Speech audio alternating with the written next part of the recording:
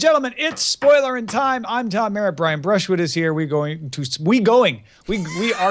spoil all of season 1 of Jessica Jones. We're going to spoil episode 7 of season 2 of Fargo. We're going to talk about the movie draft, but Brian Brushwood, for that Jessica Jones bit, we have a special guest. Oh man, I believe she's just entering the studio right now. Ladies and gentlemen, well, right now it looks like, oh wait, she just closed the door that was awkwardly unhinged. Looking like Jessica Jones herself, ladies and gentlemen. My gosh, your wife has become a hard-nosed private eye, Brian. She's drinking maple syrup straight from the bottle. I can't believe it. It's a little early for maple syrup, don't you think, buddy? You don't like it, whatever. That's a hell of an impression of Jessica Jones. All right, so real quickly, before we get to that, let's check in on the movie draft.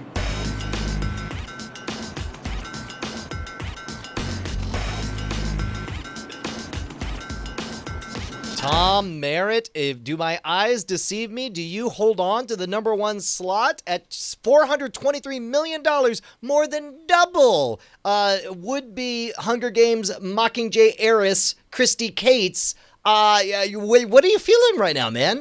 I'm feeling that you're going to have to make $800 million out of Star Wars The Force Awakens, which is extremely possible, to beat me. And I think you will. But I think I might make it interesting. It's going to be close. It's going to be way closer than we ever dared think.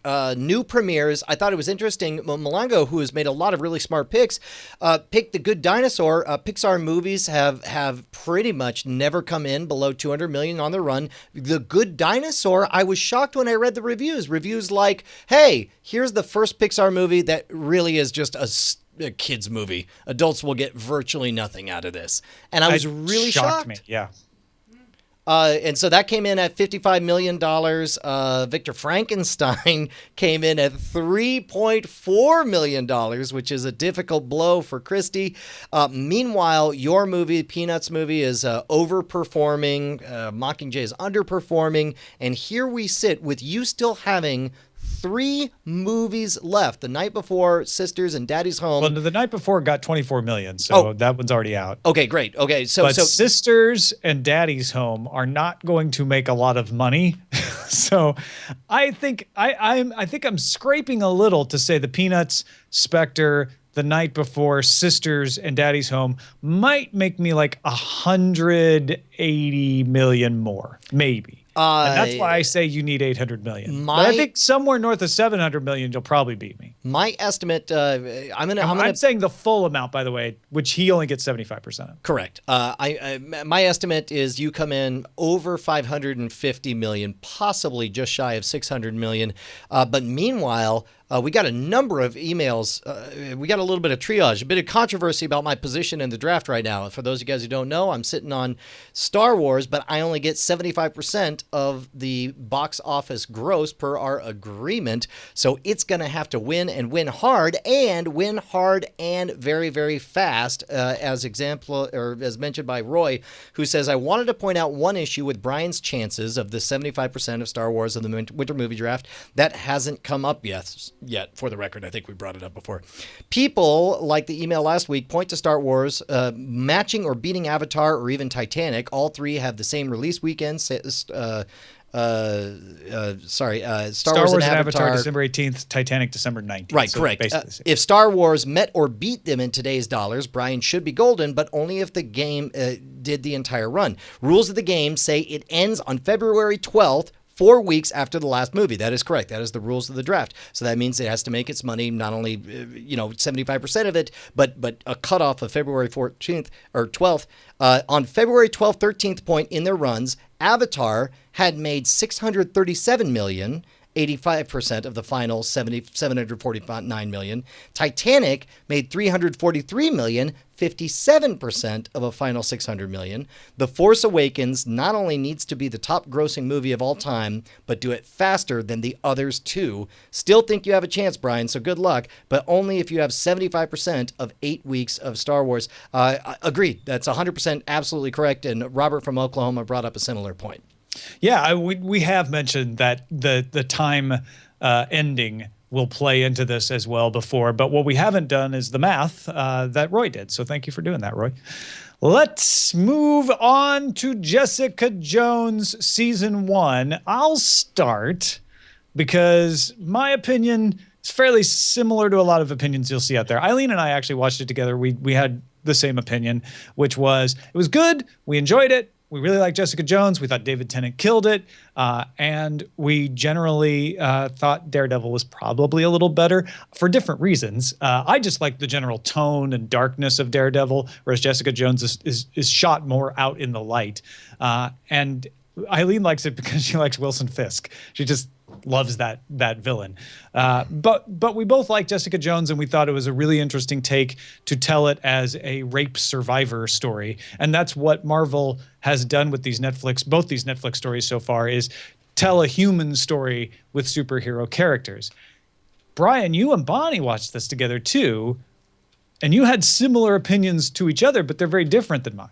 Well, and much to my surprise, we appear to be fairly lonely voices. Most of the reviews are overwhelmingly positive. People really dug it. I would say both of us started off extremely enthusiastic about the series. Would you agree, Bonnie? Completely. I love these Marvel stories, and I thought it was shot really nice, and the color tone, everything was really cool, but it just kept disappointing. Well, here's I finally put a finger on it, Tom, and it's an unfair finger, and it belongs to Matt Murdock. Is it this one? Yeah, that one. It's an unfair finger belonging to Matt Murdock because in Daredevil, every single thread served a purpose. Everything came together. There was a reason you had to find out this thing that led to... There was a reason he had to learn how to fight with sticks to extend his reach. There was a reason he needed to get combat armor. There was a reason he needed to face down, his old mentor and so on. Everything built to the creation of our hero.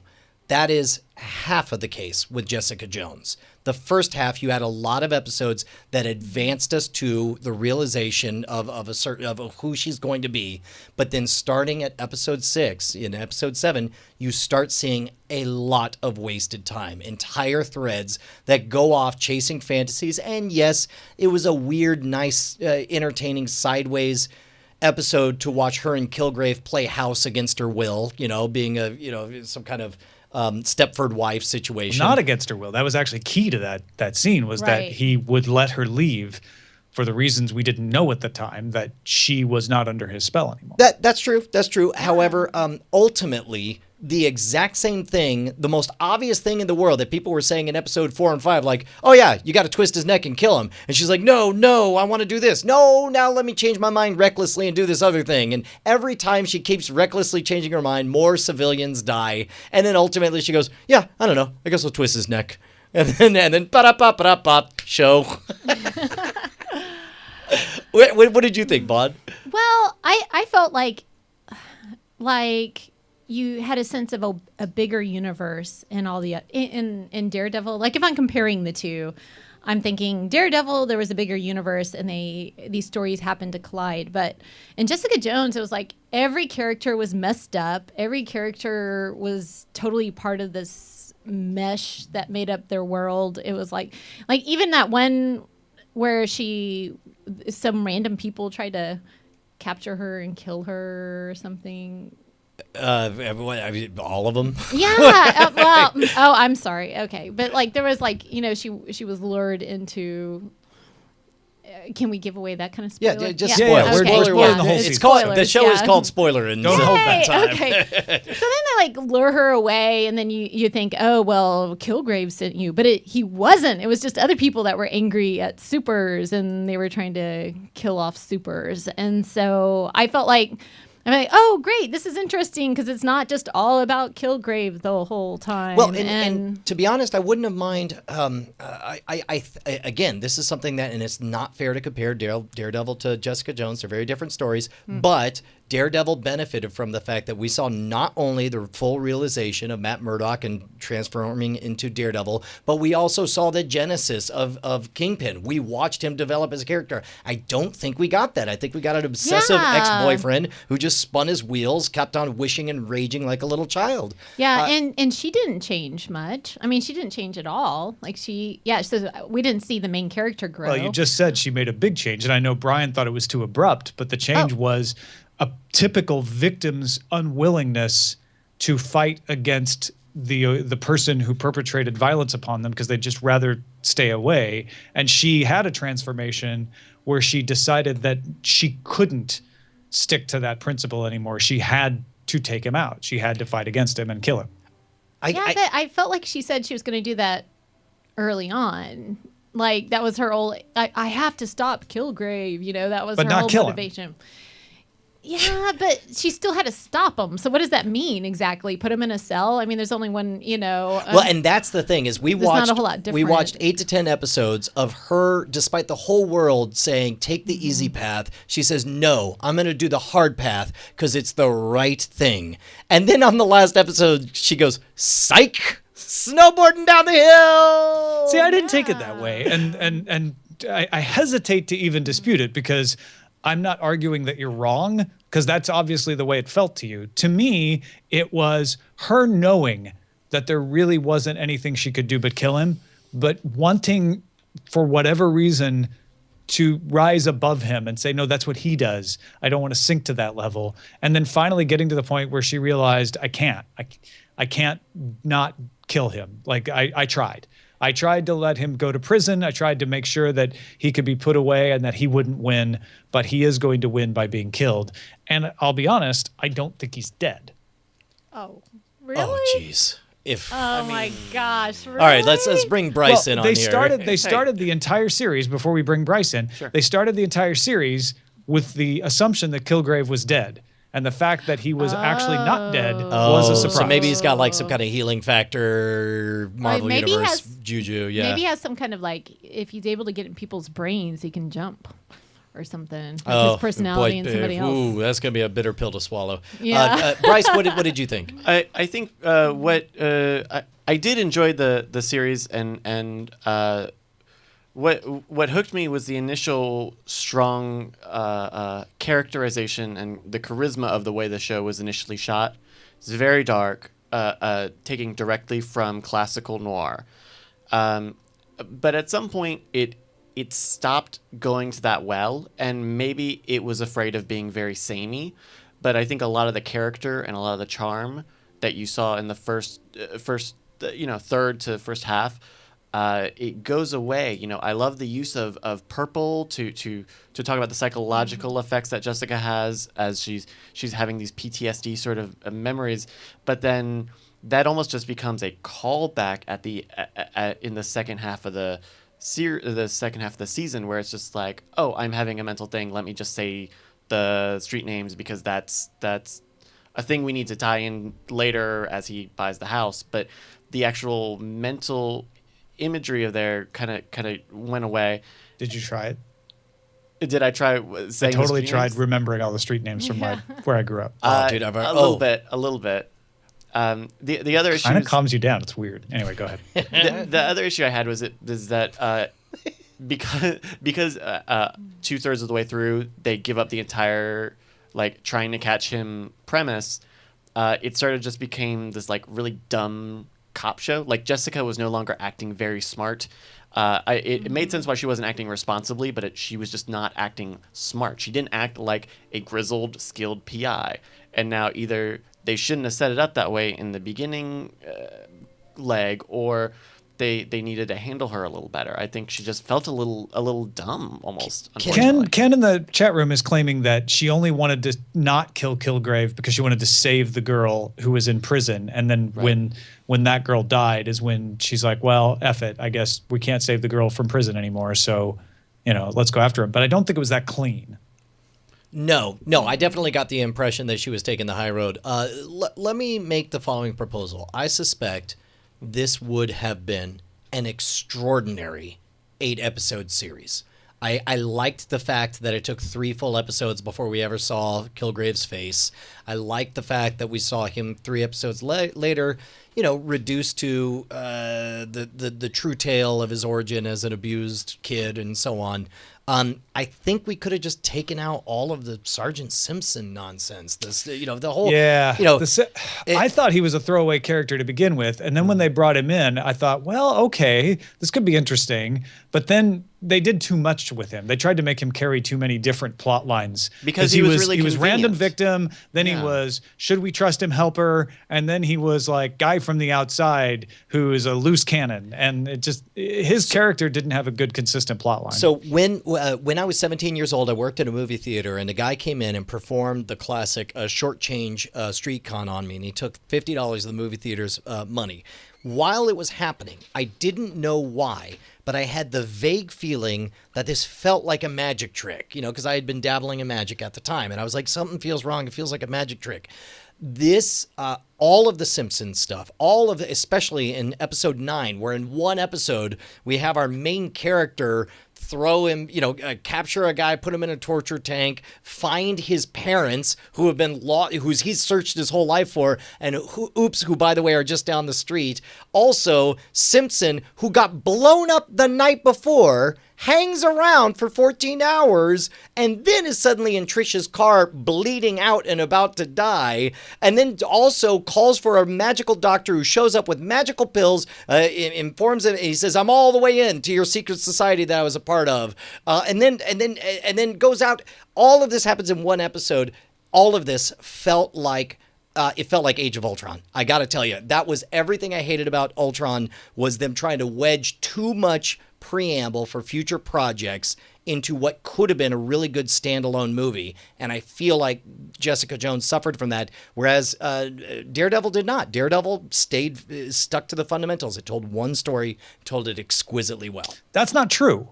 Daredevil told many stories. Well, I that's true. I'm sorry. They didn't wedge in elements that were unnecessary to the story. Everything in Daredevil belonged there and fit. There's a lot of fat. You could go look at Daredevil and make up the same criticisms that you just made. Maybe. About there's some magic guy who buys a painting and then suddenly he's like most powerful guy in the city. It's all about whether it fit for you. And it's funny because we're seeing very different issues in the chat room too. Some people are like, no, you really needed to have Simpson as a foil for Trish. And I'm like, well, did you? I mean, you needed a foil for Trish maybe, but did it have to be Simpson? Could it have been something else? Could it have been someone else? So I think there is definitely something, from your range of absolutely kind of hating those last 3 episodes, sounds like. Well, to someone like me who's like, I really liked the whole thing. Do I disagree that 8 episodes might have been tighter than 12? I'm not sure that I disagree with that. I think that might have been tighter. There is definitely a difference. But then, like you said, there's plenty of people out there who are saying Jessica Jones is better than the Daredevil. So I would challenge you, how could they possibly think that? Well, and I'll be the first to admit I am almost certainly wrong in my dislike. Well, I don't think it's an issue of right or wrong. Nobody's right or wrong. This is your opinion, my opinion, their opinion. There is not a right or wrong to whether a show is good. It's fascinating to me though how different people prioritize and love different elements of a show. I guess when I say wrong, what I mean is unpopular. Mine is the unpopular opinion. I just felt like I felt like we didn't get a whole lot of surprises, though, too. And one of my favorite things is to discover how people use their powers in surprising ways. And, she used the same thing over and over again, like ripping open a door. She jumped. She yanked a lock. She did this. She drank. And then, yeah. Well, and there was I can't count the number of scenes where, and they're short scenes, little 90-second vignettes, but at the opening of one of them, they're flashing back to her and Trish being hit on by a creeper at the bar. And it was like, oh, well, the cliche thing would be for her to challenge to a strength fight and then, just show that she's stronger than him. And they start to do it. They're like, oh, well, they won't just, have her punch harder than him because that would be boring. Maybe she'll break it or maybe something extraordinary will happen. And instead, it's exactly what the 3-second, what you would first imagine tends to be what happens. And I understand, yes, you need these blocks to advance the story and to set up all the pieces, but, Wouldn't kill you to give me a novel surprise, put 2 and 2 in front of me, convince me it's 5, and then Right. reveal the truth 4. Yeah, and there was one scene in the last episode where she like plants her foot against a wall, and then she grabs the guy, and then like leaps using him as like a tool to go through a wall or something. And it was a cool like 1, 2, 3, boom fight scene. But we didn't have some of those cool combinations, and I didn't have any like emotional surprises, and then I felt like the whole abortion thing was really heavy-handed, and like it didn't really enlighten anybody or even bring awareness to important questions. It just was like, You know, you're right. It felt It was just there, It just kind of felt odd in the moment, right. and it only made sense when you got to that later part where it's like, aha, I used the fetus to make myself more powerful. And speaking of which, so many dropped threads. That whole thing where it's like she gets Kilgrave's dad to make a vaccine just went nowhere. He spritzes the perfume on, and they're like, oh, I get it. He's acting like he's falling under a spell. And then it's like they never mention the vaccine again. Goes absolutely nowhere. Because it didn't work. Well, yeah, that sets up that he makes it the opposite vaccine. That sets up that he has the ability on the fly to come up with a thing that instead of making Kilgrave weaker would make him way stronger. Was there a Okay. moment? Because Yeah. I never felt like there was a clarifying moment when it's like, oh, he's definitely lost. Because the entire time I felt like could be faking. Oh, look, he's being told to put his hand in a blender, and he's going along with it as far as he can to sell him, so that there's that moment down the road when he stabs him in the eye with a scalpel or something. There was never any of that. There was no payoff. It was just, you were just left to assume, well, I guess it didn't work. He wasn't faking this whole time. Yeah. Why would he fake it though? I don't understand. Because he was he spritzed himself and then walked in, and then Kilgrave starts bossing him around. What would you expect? You would expect that he would pretend to comply for a very long time, so that at a surprising moment, much like Jessica Jones did later on, he would reveal that he was not under his control. But instead, he just walked around, and so the entire time I'm sitting here thinking, like, where's the part where they flat out let us know whether it works or didn't work? And I don't think there was one, unless I missed it. There was a moment where they both smiled as if it was working, and then they stopped because they realized it wasn't working and they were under his control. That's subtle. Okay. I missed that. Huh. Sometimes subtle's good. Yeah, that's true. I don't have to bash people over the head the way Jessica Jones would do it. I think just like my criticism probably is just that by the end of the season, the vibrancy and just the life of the show just was in the gutter. It was not to say that it being sort of depressing is even a bad thing, but it was more middling. Felt flat. Yeah. Sure. I It- actually just wanted to. Oh, go ahead. Oh, go. I'm just trying to support your. Well, thought. I mean, I think is like that. I kind of understand, having that final sequence of Jessica snapping Kilgrave's neck, and that not being a huge, confetti and cheering moment, because it, when you make the analogies to it being a rape story, there very rarely are those sorts of huge incidental victories. But there are moments like when the girl who was in prison, when she dies in the restaurant, where it's supposed to be the opening of the floodgates for Jessica to go wild on Kilgrave, and that scene is very undersold. There are just some parts that don't feel totally cooked with the story that they're trying to tell. Yeah, like that seemed like we should have gotten more emotionally out of that scene. And yeah, there was just confusion. So I kind of wanted to go to the tabloids because I felt like, I wonder if there was like infighting with the the actors or something, because it just didn't feel like everybody was together and acting together or something. That's stupid. Sorry. Regardless, I will say this much, that during watching it, it felt like the last 4 episodes felt like a slog, and I had to get through it. But in retrospect, I like it better. My frustrations are fading as I think about the parts that I really did like about it. And there is a lot to like about it. Yeah, I think the one thing I want to revisit before we get we wrap up here is the motivation of Jessica to change from don't kill him to kill him, because there's some Ken from Chicago particularly in the chat room is saying no, what happened was she didn't want to kill Kilgrave because of Hope. What changed her into wanting to kill Kilgrave was Hope killing herself and saying, you don't have to protect me anymore, go kill him.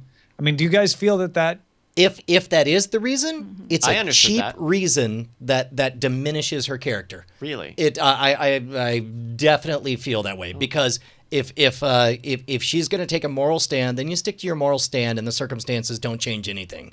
Well, what if it wasn't a moral stand so much as then she's I not, need to protect Hope. Then she's and not I can't the character. protect Hope if Kilgrave dies. Then she's not the protagonist I'm looking for.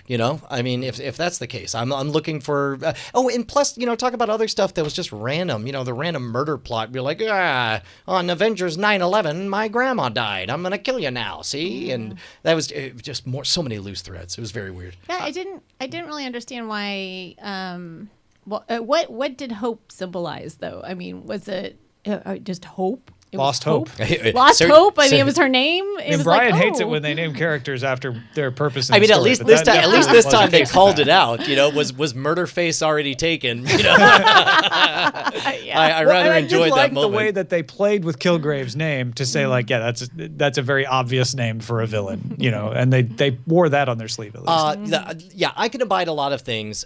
Characters behaving stupidly is a difficult one for me. And in episode 9, when they shove Kilgrave's parents in the room with him on this loose idea that some kind of fireworks will, indict himself. That seems very. It worked. Yeah, the reason it didn't work is Hogarth had cut the line. Otherwise, it would have worked. Even if it did work, it worked for the wrong reasons. It worked because you magically knew how Plinko was going to end. It's difficult for me to. Well, it seemed like in that moment, that was a real desperate moment. They needed to try anything because he was acting on his best behavior, not showing off his powers. Why don't you try twisting his neck? It's what you're going to do at the end anyway. You don't save Hope. Hope is still in prison. Hope goes to prison because a guy you can't prove did not anything. Not if you rip the bars apart and give her a new passport. She lives the rest of her life. And then everyone gets to be a felon. It's like there's a million different ways that are less convoluted and more practical and more ethical than letting a billion civilians die. I don't know. Well, that's what happens when you have a lawyer on the show. Yeah. I don't know. By the way, I do think Carrie Ann Moss did a wonderful job as the snake lawyer. Okay. Well, thank you, gentlemen. It was fun. So long, Jessica thank you, Jones. Bonnie. Now you just got to leap all the way out of frame. Yeah. If you could just leap Oh, geez. over to a bourbon. Yes. Oh, that's awesome. Fantastic. She took off. Good job. All right. Let's talk about something we all can agree on. Fargo episode 7 sucked. Oh, dude, you want to fight? Is that what's going on? Must, because it didn't suck. It was really good. Bryce, are you watching Fargo? I'm not. So Okay. I'm sorry. Let me give you a spoiler alert. It's freaking rad. It's freaking amazing.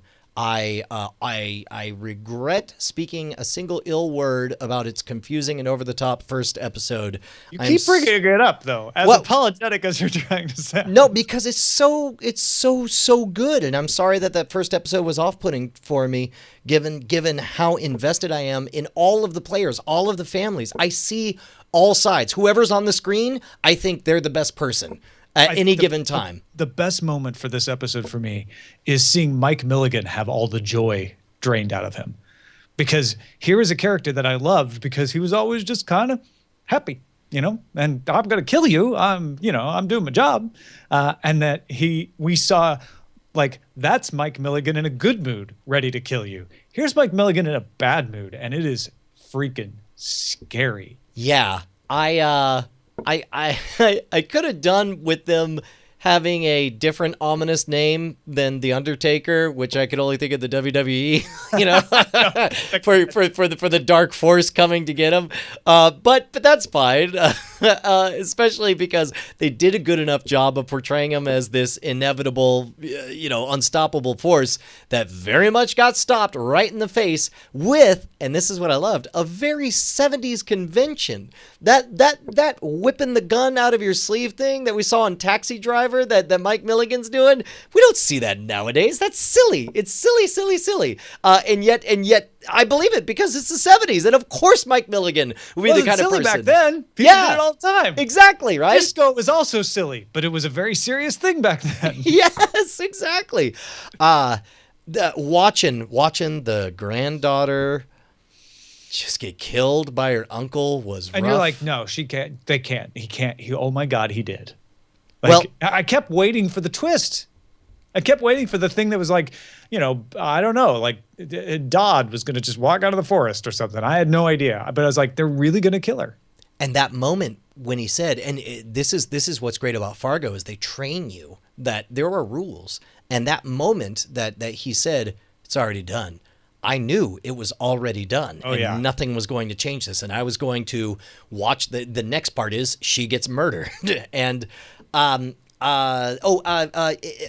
curious setup with the matriarch appearing to rat to the police in order to shift the tide in the war, but having a grim, sly smile, either indicating that she gave false information or that she's playing the police or that all of this is fitting into some... I smell a bit of a Deus Ex Machina brewing in the midst over there. There is more to her world than we can imagine, I feel like, Horatio. Like, she wouldn't just give in to the police and say, okay, fine, I'll help you.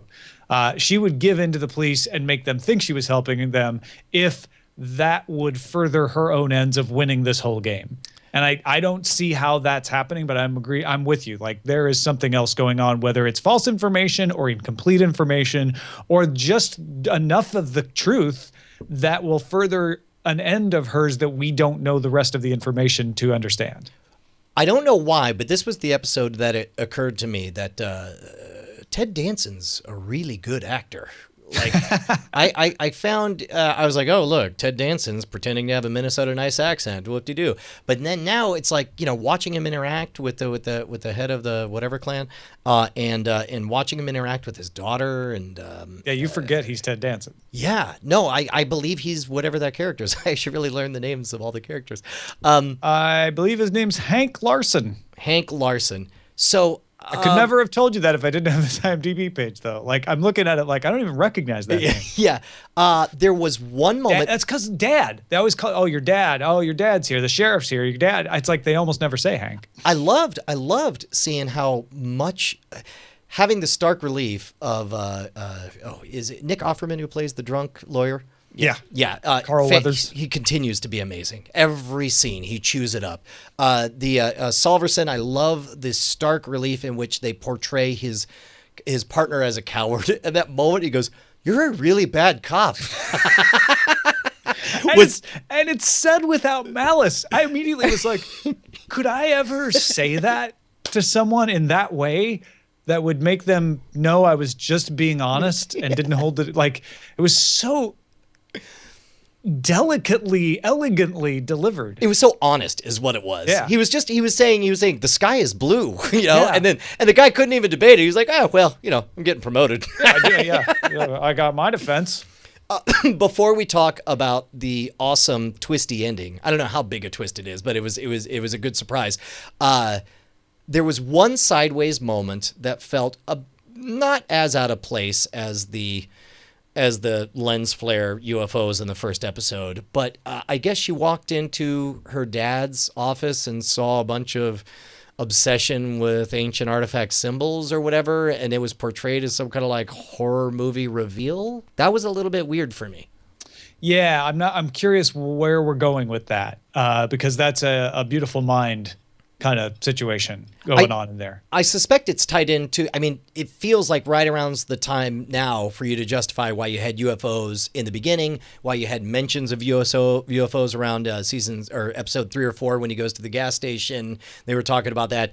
It may be that he's obsessed with something and then we're going to get a surprise that'll justify some kind of out of character thing later on. I don't know. he's obviously trying to track something down, and it involves ancient symbols of the local native tribes and possibly UFOs. Yeah. So, how about that end with the butcher? How satisfying was that to see him fully embracing his position and finally being in some kind of position of leverage or power. This is we've seen Meth Damon be bullied around by the entire universe up until this point, and this is the first time we see him actually seeing the game for what it is and actually playing to win. Yeah, well, he's lost everything at this point. And I think that has been pressed upon him, that it is now only his to act and without anything to lose, right? It's that character who's like, no, I don't want to do that because I want to take over the butcher shop. No, I don't want to do that because we have this perfect home I want to keep together. No, you can't go. And then finally it's like, oh, well, you lost the home, you lost the job, you lost the butcher shop entirely. It burned. So what do you got left to protect anymore, right? By the way, Todd Nagasa in the chat says, Mike is the alien. Swear to God, if one of them turns out to be an alien, I'm out. I'm so out and over. Although I say that, but I could also, they've been so good with so many other out there things that I could almost see myself go for it. There might be a way. I don't see it, but there might be a way. There's one more quick thing. The music has been absolutely extraordinary, and I meant to mention this way back, like episode 3. It's all in period music for the credits, usually for the opening and for the ending.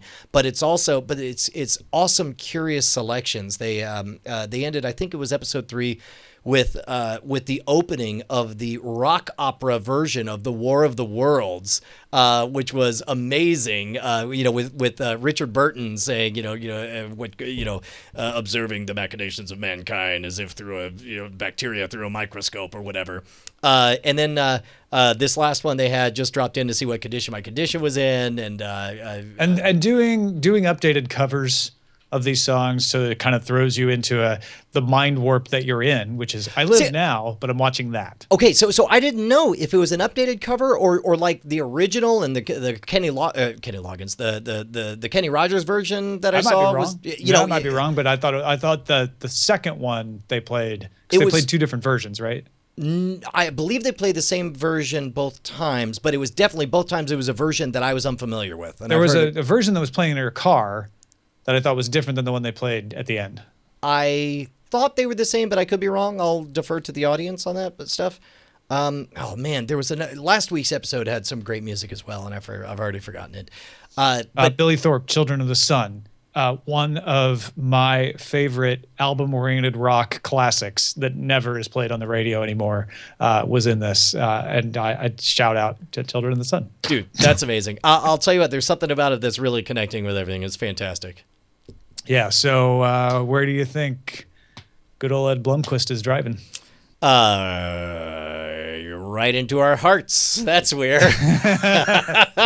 He's clearly. I really hope not. He's clearly our he's my hero at this point, because I feel like he's hit rock bottom and he's had that transformative moment that we want the protagonist to have, where he's gonna, Neo realizes he's the one or whatever. He suddenly realizes he has power, and I'm interested to see what he's gonna do with it.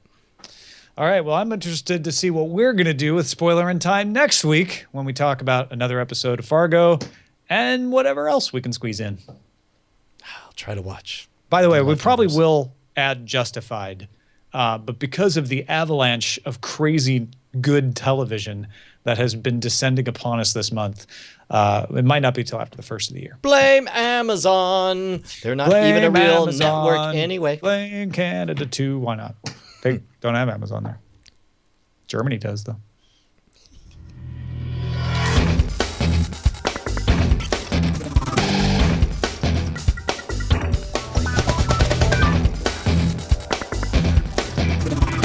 Diamond Club hopes you have enjoyed this program.